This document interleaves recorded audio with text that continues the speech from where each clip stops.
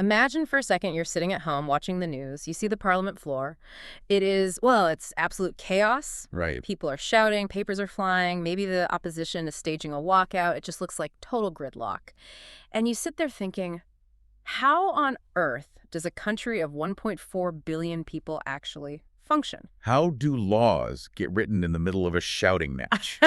It's a question every citizen asks. It is. And honestly, if a theatrical display on the floor was the only mechanism we had for governance, I think the country would grind to a halt in about 20 minutes. I think you're right.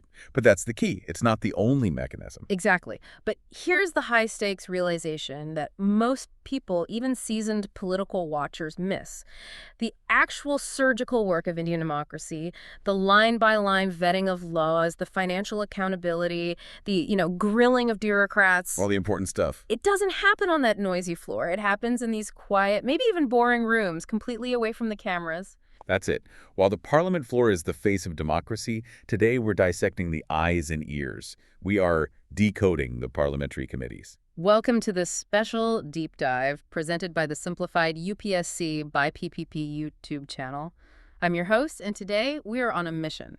We are going to provide a full, comprehensive summary of Chapter 24, Parliamentary Committees from the, a holy grail for aspirants, M. Laxmikanth's Indian Polity, the 8th edition. And we aren't just reading the book aloud. That would be pointless. We're connecting the dots directly with previous year questions, or PYQs, to show you exactly how the Union Public Service Commission tests this material. Now, before we crack open the books, I just have a humble request. We go really deep on this show. We do the research so you don't have to spend hours digging. If you find value in that, if we help you connect the dots, please subscribe to the Simplified UPSC by PPP channel. It really does help the algorithm find other learners just like you.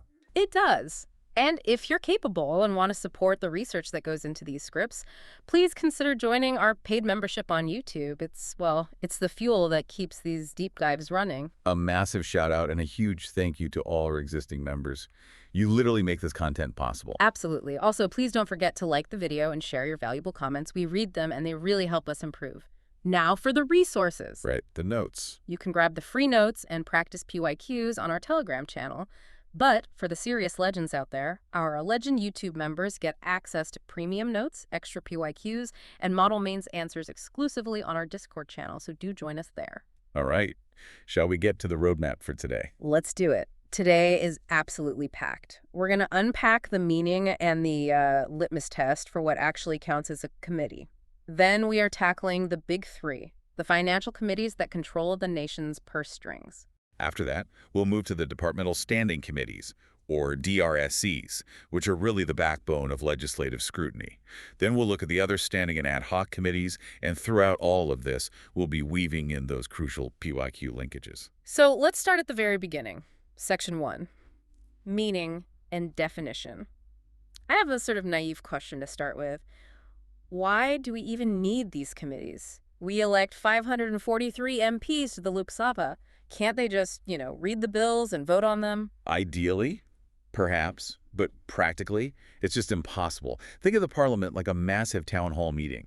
It is simply too unwieldy. Too large. Exactly. Yeah. Too large, and frankly, it's way too busy. Yeah. The functions of Parliament today are incredibly complex, they're voluminous, and they are very, very technical. Right. I can't imagine 543 people trying to edit a single document at the same time. It would be a disaster. Yeah. Imagine asking them all to edit a technical manual on nuclear energy policy or, say, corporate tax law. They don't have the time to scrutinize every single clause of a bill or every single rupee in a budget estimate on the floor of the House. Plus, let's be honest, not every MP is an expert on everything.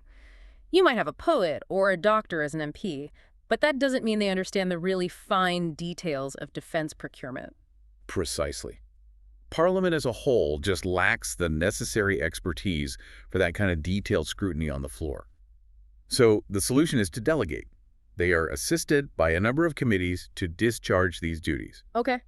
But, and this is a really big but, not just any group of MPs can be called a parliamentary committee. Right, this is the litmus test you mentioned. I found this part in the source text fascinating. I used to think if a few MPs grabbed coffee to discuss a bill, that was basically a committee.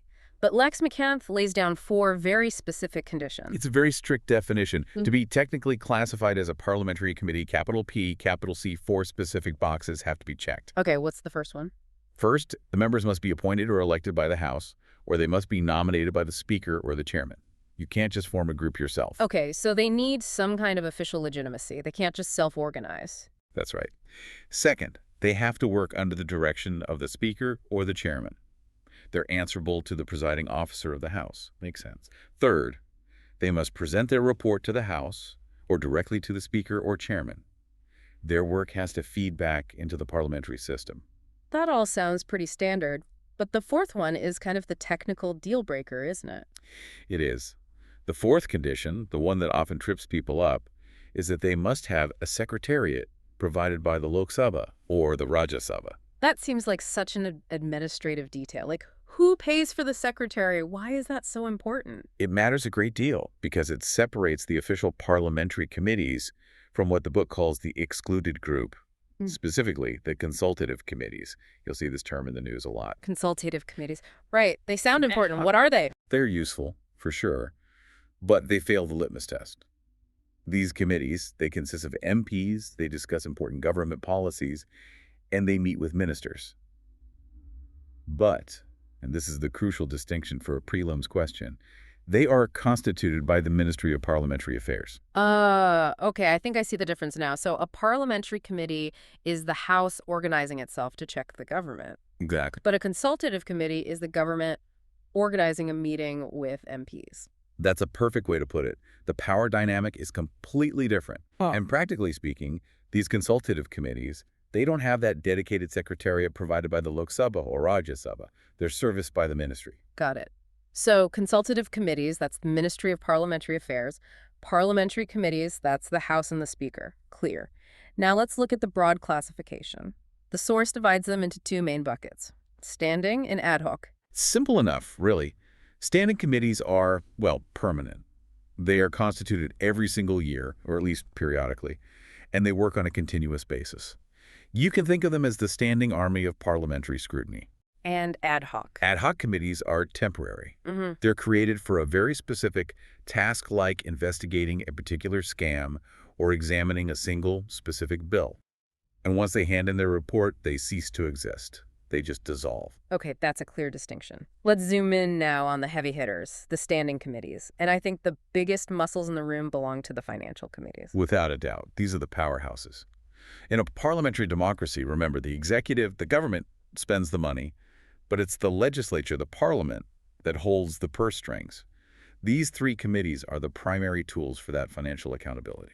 And first up is the grand old man of committees, the Public Accounts Committee or the PABI. The PAC is indeed the oldest. It's a legacy institution, really.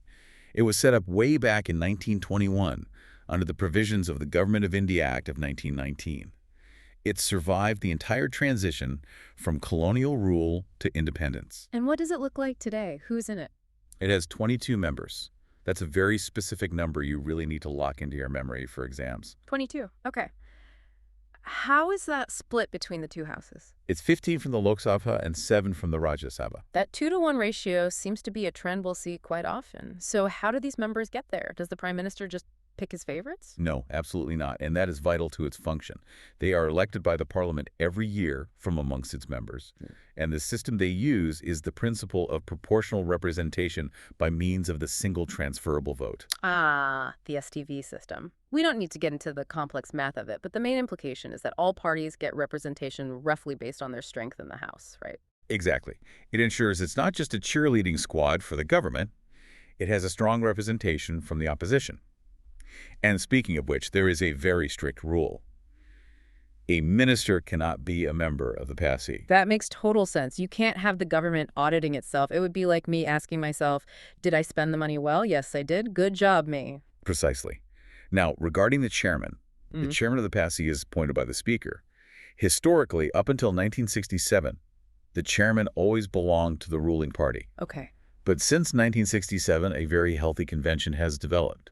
The chairman of the PAS is, by convention, always selected from the opposition. Oh, I love that convention. That gives the watchdog some actual teeth. If the person running the audit is from the opposition, they're probably going to look a lot harder at the government's receipts. It changes the entire dynamic. So what does the PASI actually do? Its primary function is to examine the annual audit reports of the CAG the Controller and Auditor General of India.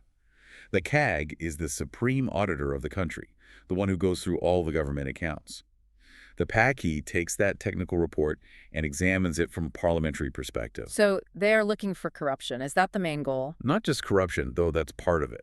They check for technical irregularities, yes. Oh. Was the money spent on the service it was legally meant for? Oh. Was the expenditure properly authorized? But they also look for something more subtle. Economy and prudence. What does that mean in practice? It means even if you spent the money legally, did you waste it? Did you spend 10 rupees where one would have sufficed? They look beyond legality to the wisdom of the expenditure. But, and here's the classic catch, right? It's a post-mortem examination. Yes, that is the most common criticism. They examine the expenditure after it has already been incurred. The money is gone. They are, so to speak, analyzing the body to see the cause of death. They can't stop the spending while it's happening. Now, you mentioned there was a specific trap question regarding the pay pack from the 2013 prelims. Let's look at that. Right, let's pull up that source. It was question 51 in the 2013 paper. It asked about the Parliamentary Committee on Public Accounts, and it gave 3 statements. What was the trap? Statement number 1, it said, it consists of not more than 25 members of the Lok Sabha. Not more than 25. That sounds plausible if you haven't memorized the exact number. It's very tricky. But it's false on 2 counts. First, the number's fixed at 22, not more than 25. And second, and this is the bigger error, they're not all from the Lok Sabha. Right. It's 15 from Lok Sabha and 7 from Rajya Sabha. Exactly. So that statement was the trap designed to catch people who had a vague idea, but not the precise details. The correct answer relied on knowing its actual function, scrutinizing appropriation accounts and the CAG report. Classic UPSC. They change one number or one small composition detail, and that's the whole question. Okay, let's move on to the second financial giant, the Estimates Committee. This one is very interesting. Its roots are also back in 1921. But the version we know today was constituted in post-independence India in 1950 on the recommendation of John Matai, who was the finance minister at the time. And how is it different from the PSC? The biggest, most glaring difference is its composition. The Estimates Committee has 30 members. 30, okay. And here's the kicker. All 30 are from the Lok Sabha. Wait, all of them? 0 members from the Rajya Sabha. That feels very intentional. Is the upper house just not considered good with numbers? It is very intentional, but it has nothing to do with skill. It's about the Constitution. Remember, what did the Estimates Committee look at? It looks at the budget estimates and who holds the power of the purse in a parliamentary democracy. It's the directly elected representatives, the Lok Sabha. Yeah, exactly. The Rajya Sabha has very limited powers when it comes to money bills and the budget. So the committee that scrutinizes the budget estimates reflects that constitutional dominance. It is the exclusive domain of the lower house. That makes perfect constitutional sense now that you put it that way.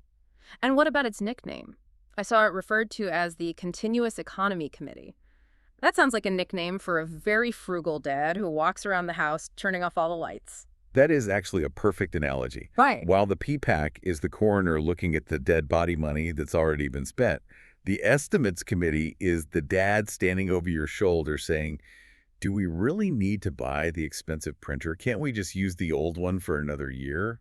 So they're looking forward, not backward. Precisely. They suggest economies or efficiencies in administration. They examine the estimates included in the budget and suggest alternative policies to bring about efficiency and economy. So they can actually say, hey, this policy is way too expensive. Why don't you try this instead? Yes, but within certain limits. They can't question the fundamental policy laid down by Parliament, but they can absolutely question the efficiency of its implementation and the cost associated with it. Got it. Okay, and the third one in this trio, the Committee on Public Undertakings, or COPU. This one was created a bit later, in 1964, on the recommendation of the Krishna Menon Committee. And its composition. It basically mimics the PSC. It has 22 members. So 15 from Lok Sabha, 7 from Rajya Sabha. Exactly.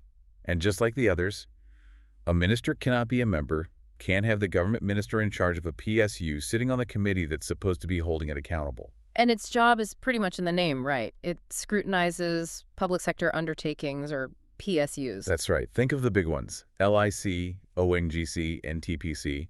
It examines their reports and accounts.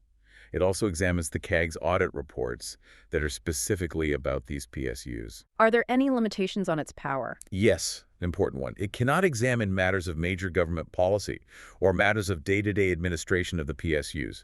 It's meant to focus on business-like principles, efficiency, and autonomy, not to micromanage. Okay, so that's the big three, the financial powerhouses. Now we move to a massive chunk of the parliamentary workload, the department-related standing committees, or DRSCs. This is where the real specialization happens.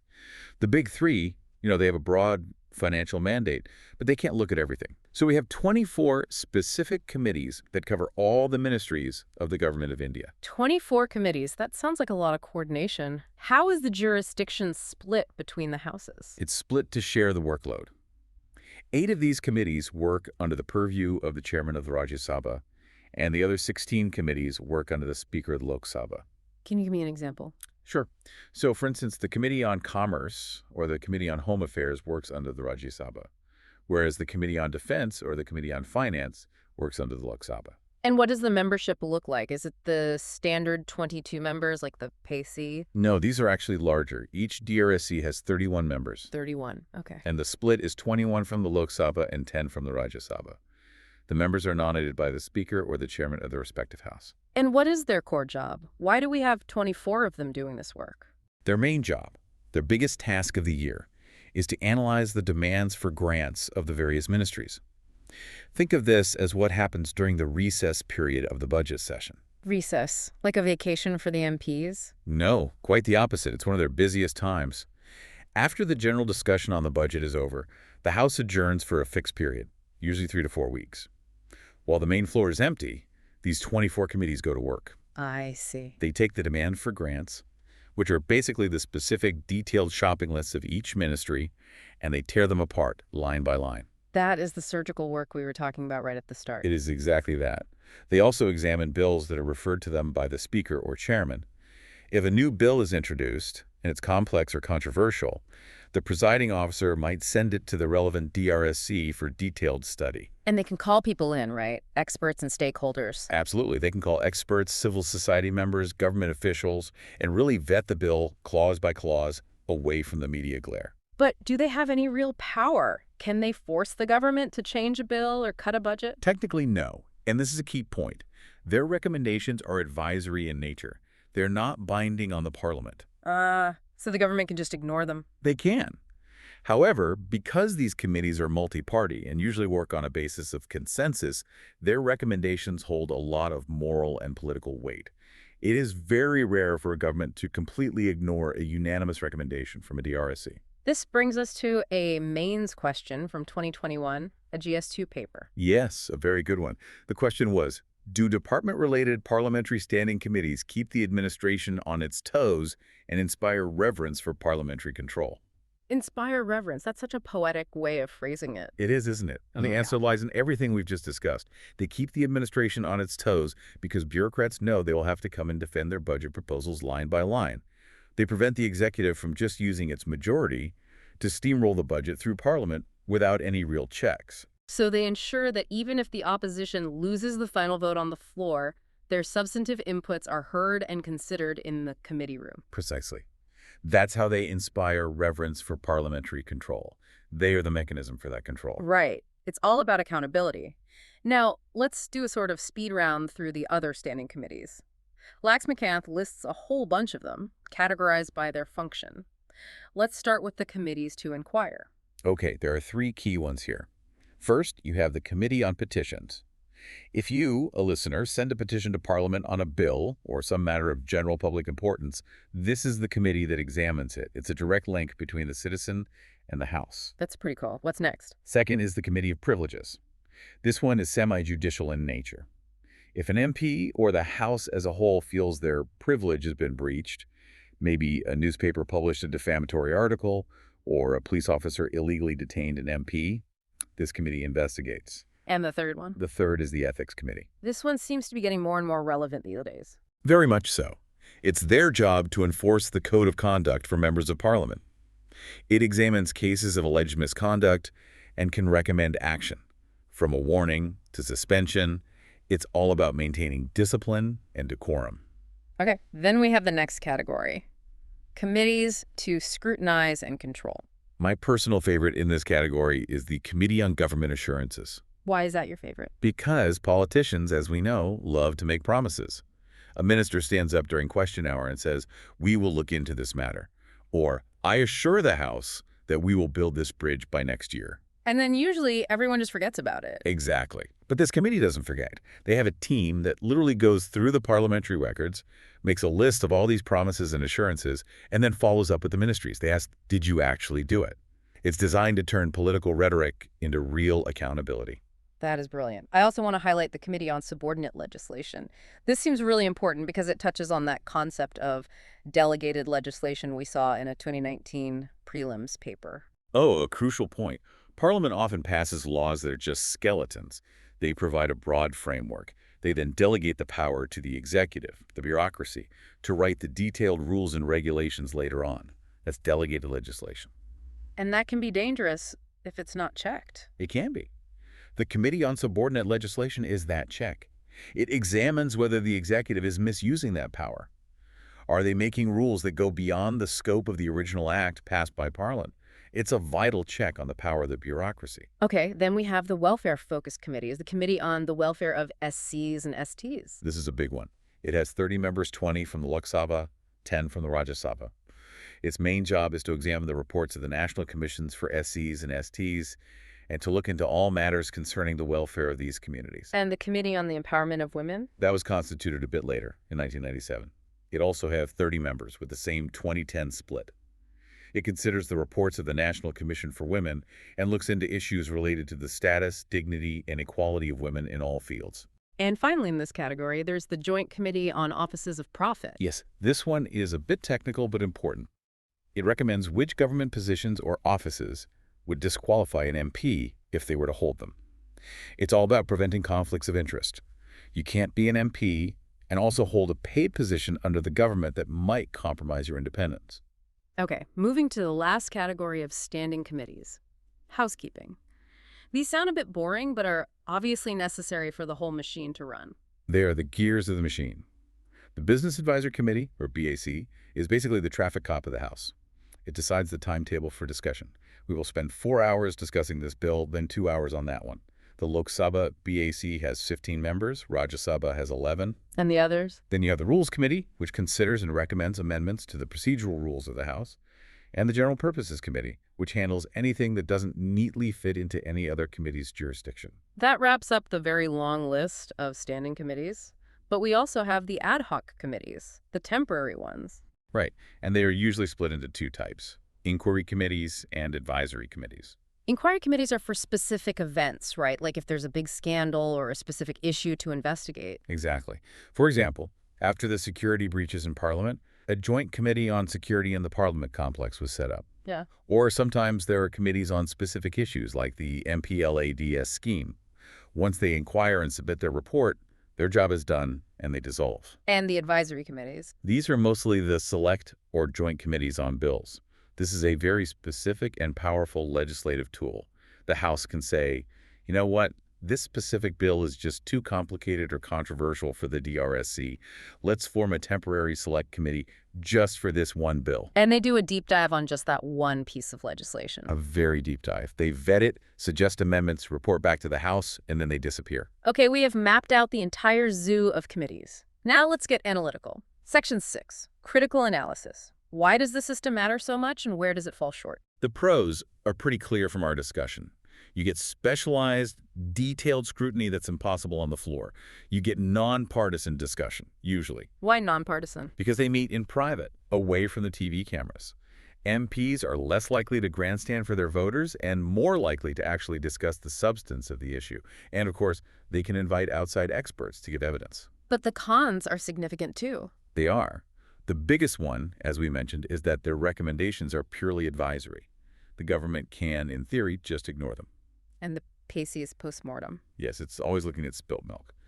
Thirdly, they generally cannot intervene in the day-to-day administration of departments.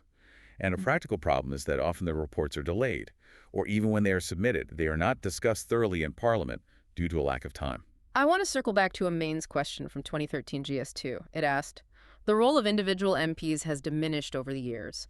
Healthy constructive debates are not witnessed. And it linked this decline to the Anti-Defection law. This is a profound connection to make. It's where the real importance of committees shines through. This is the central paradox of modern Indian politics. The anti-defection law means an MP on the floor of the House has to vote according to the party whip. Right. If the party whip says vote yes, and I think the bill is terrible and vote no, I could lose my seat. So my individual brain doesn't matter. Only my party's vote counts. On the floor of the House, yes. You are essentially a robot following your party's orders. But in the committee room, the anti-defection law doesn't really apply in the same way. The whip isn't standing over your shoulder for every discussion point. So the committee is the last safe space for an MP to actually think and have a different opinion. That's a great way to put it. It is the refuge of the thinking MP. It's the only place left in the system where an MP from the ruling party can say, hey, I know my party supports this bill, but I think Clause 4 is actually unconstitutional and we should change it, without getting fired. That's profoundly important. If we didn't have these committees, we wouldn't just have less scrutiny of the government. We'd have almost zero internal dissent or constructive criticism within parties. Correct. The committees have become the unofficial antidote to the rigidity of the anti-defection law. While the floor debate might be theatrical or silenced by the party whip, the committees are where individual MPs can still contribute constructively and substantively. That is a really powerful way to frame it. The floor is for the party. The committee is for the policy. Exactly. And to bring it all back to the syllabus, understanding this distinction is absolutely key to answering those mains questions about the so-called decline of Parliament. Parliament isn't necessarily declining. It's shifting its most effective workspace from the public floor to the private committee room. So if you're writing an answer about parliamentary control over the executive, you absolutely must mention the committees. They are the whole game. You cannot get good marks without them. They are the structural check and balance in practice, not just in theory. All right, we have covered a mountain of ground today, from the big 3 financial committees to the 24 DRSCs to the specialized scrutiny of government assurances and subordinate legislation. We've seen that while the Parliament floor might be the theater, the committees are, without a doubt, the engine room. So what does this all mean for you, the listener? Here's the provocative thought we want to leave you with. We often judge our MPs by how loud they shout on TV or how many roads they build in their constituency. But perhaps the real way we should be judging them is by their attendance records and their substantive contributions in these quiet, unglamorous committee rooms. Because without these committees, Parliament is essentially just a rubber stamp for the cabinet. They are the only real thing standing between executive power and parliamentary democracy. Well said. That is the real test of a functioning legislature, the work that happens when nobody is watching. Before we sign off, a final reminder. This deep dive was presented by Simplified UPSC by PPP. If this helped you visualize the machinery of Parliament, please subscribe. It really, really helps us out. And if you can, please consider joining our paid membership. It directly supports this research and lets us go into this level of detail for you. And for our Legend members, head over to the Discord channel right now. The premium notes for this entire deep dive, along with extra PYQs and those model mains answers for the questions we discussed, are all waiting for you there. And for everyone else, the free notes and practice PYQs are available on our Telegram channel. The link is in the description. And don't forget to like the video and leave us a comment. Tell us, which committee do you think is the most powerful? Is it the post-mortem power of the PASI or the forward-looking influence of the estimates committee? We really want to hear your take. We do. Thanks for listening. Keep learning and keep questioning. We'll see you in the next deep dive.